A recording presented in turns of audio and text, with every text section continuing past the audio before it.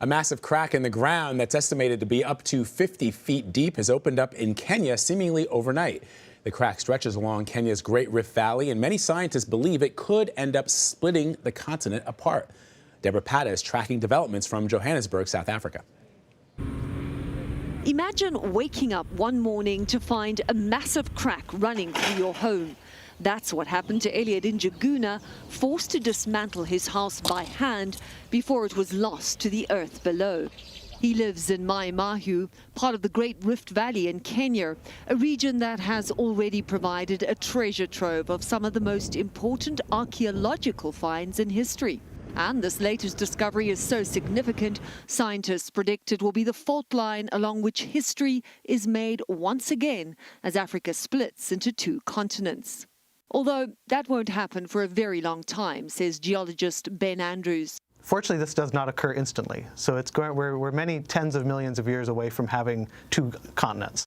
The crack in Kenya sits along the 3,700-mile-long East African rift. Geologists say that rift is growing larger as two tectonic plates move away from each other. As this movement continues over the next 50 million years, a large chunk of the continent will eventually split off, creating an island that will consist of parts of several African nations. Scientists, for the most part, agree that the continent is splitting in two, but there is debate over exactly how this most recent fracture was revealed. Andrews believes the Earth did not suddenly split in two, but that it formed over hundreds of thousands of years. It looks like it was probably something that already existed and had been filled with ash and other material, and then it was flushed out by recent rainfall. Joining me now from Johannesburg is CBS News foreign correspondent Deborah Pata. She's going to talk to us a little bit about this split. So, Deborah, this giant crack in the earth opened up in what seems like a matter of days. Can you give us an idea of how large it is and what geologists say may have caused it? It's quite phenomenal, really, Vlad. I mean, it's about 50 feet deep and 60 feet wide. I mean, imagine something like that just suddenly appearing. Although geologists in part are saying that actually it was there all along, just hidden away from the world, and that because of some heavy downpour in recent weeks in Kenya, it cleared away what essentially was volcanic ash, which is a lot softer than normal rock, and that is how it came to be revealed. Although not everyone agrees with how this was formed, but that's certainly a lot of geologists are saying that is probably what happened.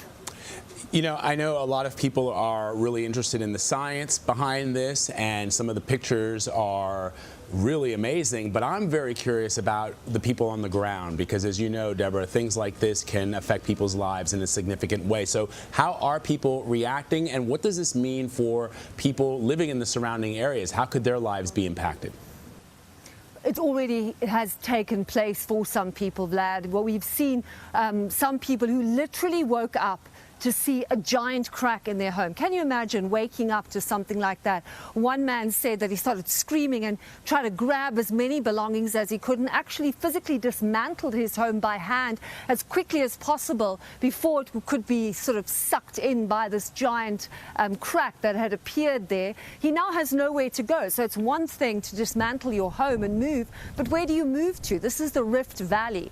This crack lives on a line that is about 3,700 miles long, and there are faults all along there, so this could happen again. The road in the area, a giant fissure, fracture appeared in that road. It's now been filled up with rocks so the cars can continue to move over it, but this could not be a permanent thing. It could happen again. So it really has impacted quite severely on people living in the area, and it's a long-term problem that the Kenyan government is going to have to deal with. They wanted a railway line to go through this area, but how can you have a railway line going through what is essentially an area that, you know, could see this kind of problem again in the very near future?